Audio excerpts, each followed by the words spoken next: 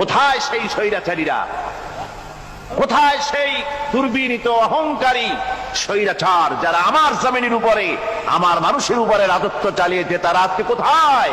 কোথায় সেই অহংকারীরা?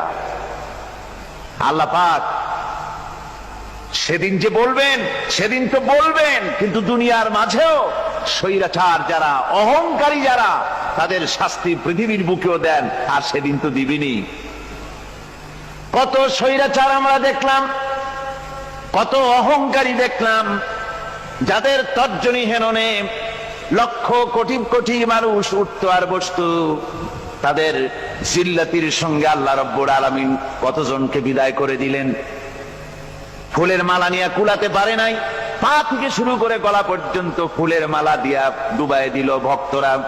আবার আল্লাহ রব্বুল আলামিন এমন শাস্তি দিলেন, ফুলের মালার পরিবর্তে জুতার মালা নিয়ে জেলের মধ্যে ঢুকাইয়া দিলেন।